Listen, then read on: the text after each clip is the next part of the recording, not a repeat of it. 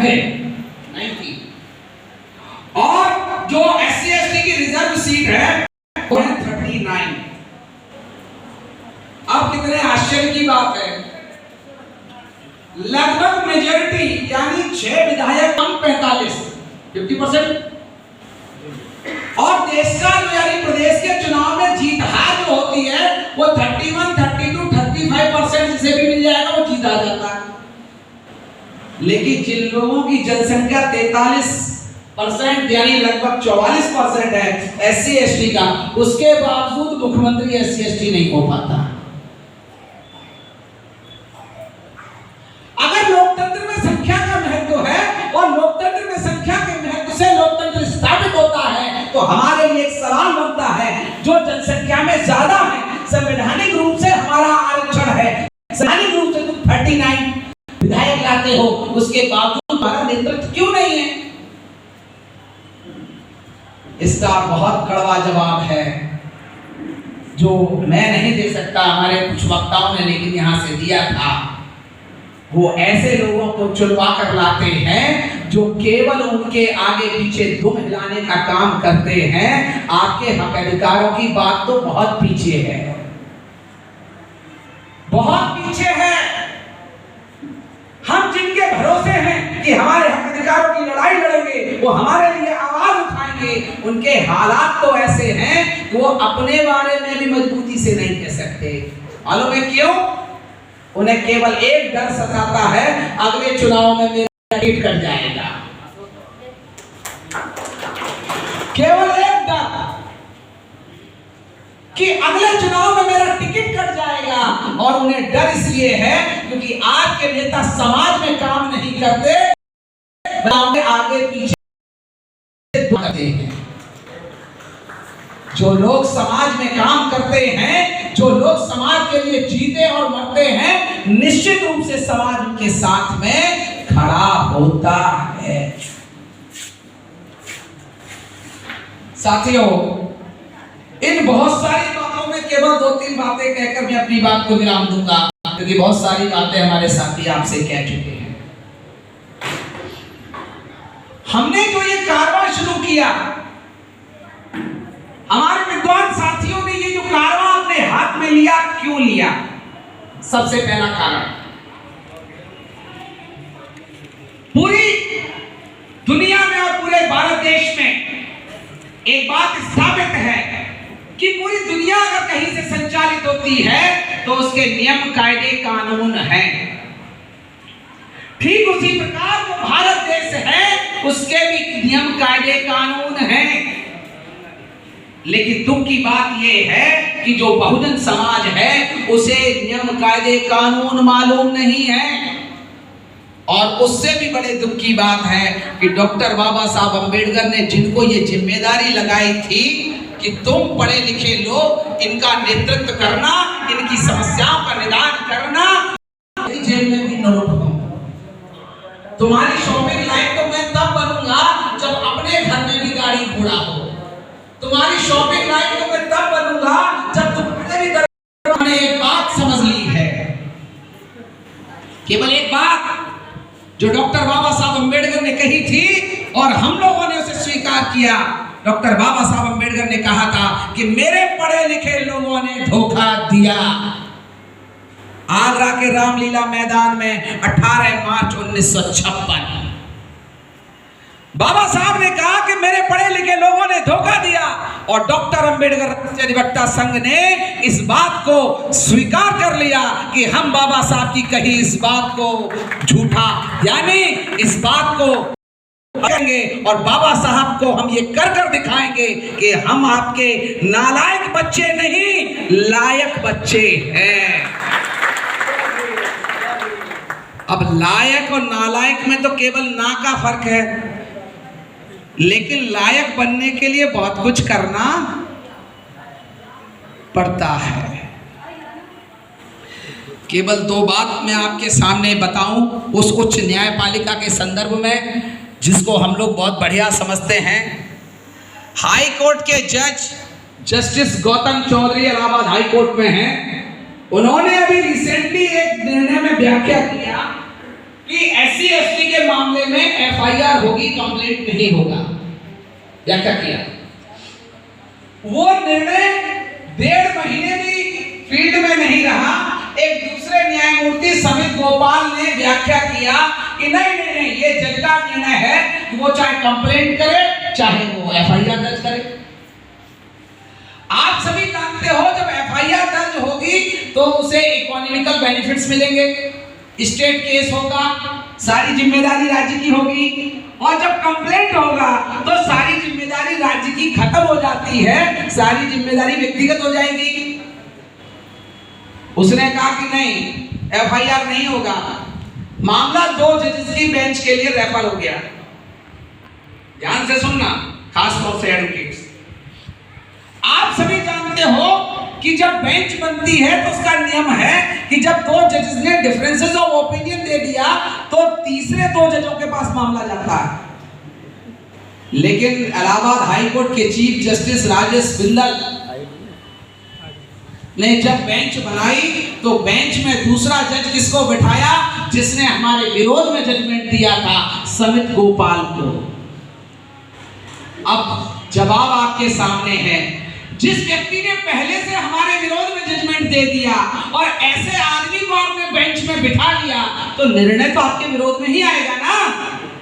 यही हुआ कि वो निर्णय उन्होंने दोनों ने अपने मत के अनुसार बदल दिया और जस्टिस गौतम चौधरी जो हमारे और आपके समाज से संबंध रखते थे, उन्होंने जो उसकी व्याख्या किया उसको पलट दिया और आज पुरानी व्यवस्था को बहाल कर दिया।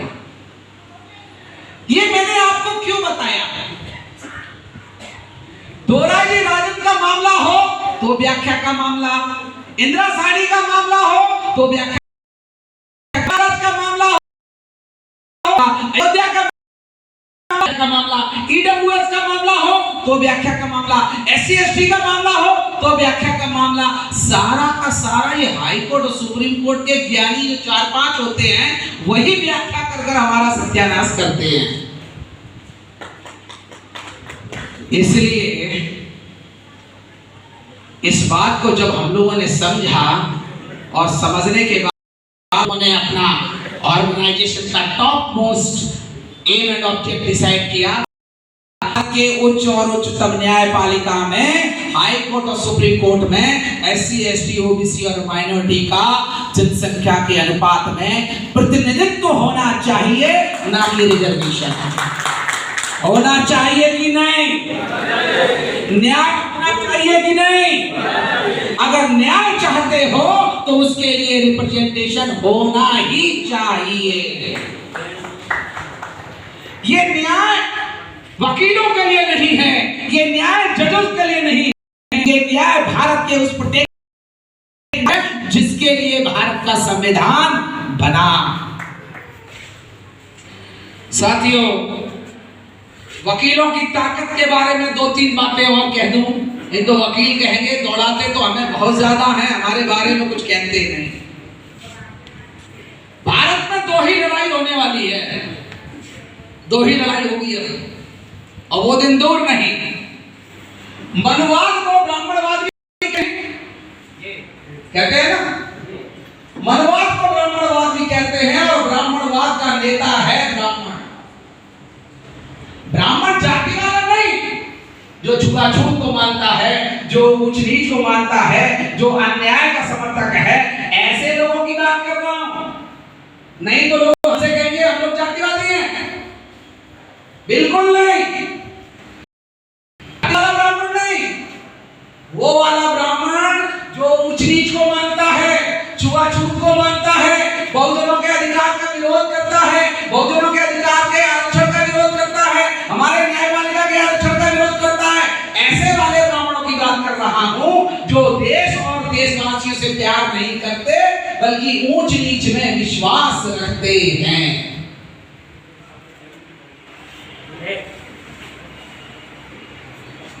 ऐसे ही शंकराचार्य ने इलाहाबाद में भाषण दिया। ब्राह्मणवाद का गुरु वही है, कथावाचक। अब कथावाचक तो बहुत छोटा होता है, छोटा बच्चा है, बहुत छोटा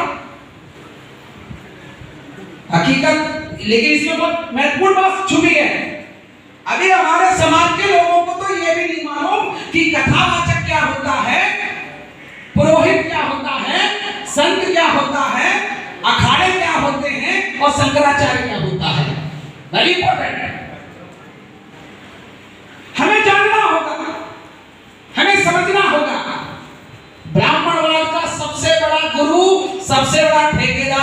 शंकराचार्य। इलाहाबाद में शंकराचार्य ने भाषण दिया कि को एजुकेशन में लड़कियां और लड़के साथ पढ़ने की वजह से समाज भ्रष्ट हो गया। पहला भाषण दिया। और दूसरा भाषण दिया उसने कि जो न्यायपालिका है इसकी वजह से समाज बर्बाद हो गया। फिर हमारे यहाँ हमारे संगठन के राष्ट्रीय संगठन प्रभारी आदरणीय आदित्य साहब बैठे हैं बुंदेलखंड से, इनकी पूरी टीम बैठी है। इन्होंने कहा कि और कोई तो नहीं, इस शंकराचार्य को कानूनी ज्ञान हम ही पढ़ाएंगे। और जैसे ही इन्होंने एफआईआर दर्ज कर झांसी में अभियान शुरू किया तो वो सब लोग जानते हैं। फिर दिल्ली सुप्रीम कोर्ट से वकील हाथ जोड़ने के लिए आए थे, और जो सुप्रीम कोर्ट दिल्ली से वकील आए और सुप्रीम कोर्ट दिल्ली से वकीलों के साथ जो फौज आई, सबसे पहले उन्होंने आदित्य साहब और उनकी टीम से सबसे पहले आते ही कहा, जय भीम साहब।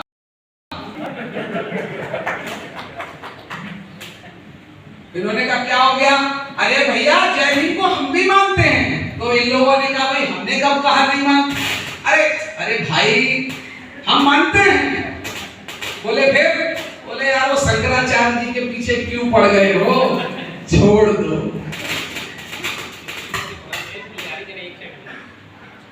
इसका मतलब आप जानते हो,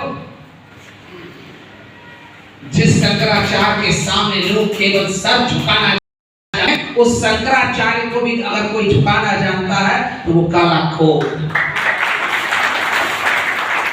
इसीलिए मैंने कहा वकील समाज जिंदाबाद जिंदाबाद जिंदाबाद। इसीलिए मैंने कहा कि ब्राह्मणवाद का नेतृत्व ब्राह्मण करेगा और संविधानवाद का नेतृत्व अधिवक्ता करेंगे। क्यों? क्योंकि संविधान के आर्टिकल 13 को पढ़ लो। संविधान के आर्टिकल 13 ने ब्राह्मण और ब्राह्मणवाद को खत्म कर दिया और संविधानवाद ने जन्म ले लिया। और संविधानवाद यानी संविधान जब तक रहेगा, संविधान की धुरी आप हम सब अधिवक्ता रहेंगे। और वो न्यायाधीश कहीं और से जन्म नहीं लेते, अधिवक्ताओं में से ही जन्म लेते हैं। इसलिए मैं केवल 2 मिनट अपनी बात कहकर अपनी बात को मैं स्थगित करूंगा। हमें क्या करना है, हम क्या चाहते हैं?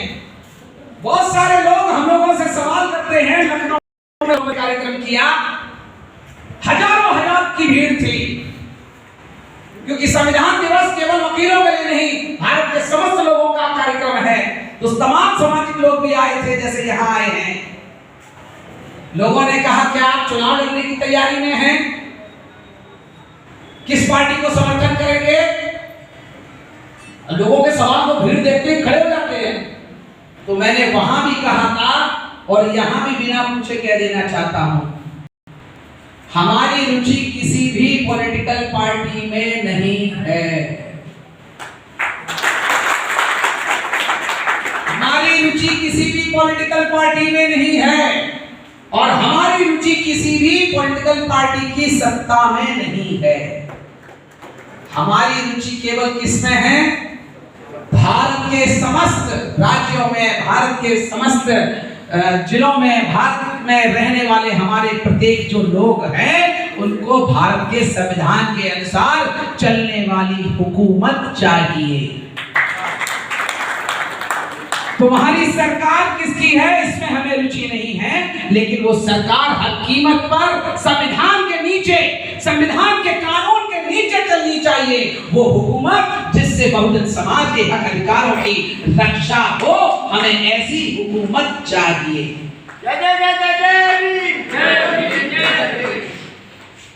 भारत का संविधान कागजों में है और इसे निकाल कर अब धरातल पर लाना है। धरातल पर कैसे लाएंगे? हम अधिवक्ताओं को, समाज को बताना होगा कि हक अधिकार केवल और केवल भारत के संविधान के बारे में समझना और समझकर लड़ाई लड़ने से ही संभव है। कोर्ट कचहरी की अगर हम केवल वकालत करते रहेंगे, मैं हाई कोर्ट और सुप्रीम कोर्ट की वकालत करता रहूंगा, इससे भारत के संविधान के रक्षा होने का सवाल ही पैदा नहीं होता। यदि हम चाहते हैं कि हमारे भारत के संविधान की रक्षा हो, हमारे लोगों के हक अधिकार की रक्षा हो, हमें लोगों को ये बात बतानी होगी। हमें कागज पर नहीं, जमीन पर, धरातल पर संगठन बनाना होगा और भारत के प्रत्येक लोगों को भारत के संविधान के समर्थन में खड़ा करना होगा। कथा होगी, लोग हजारों जाएंगे।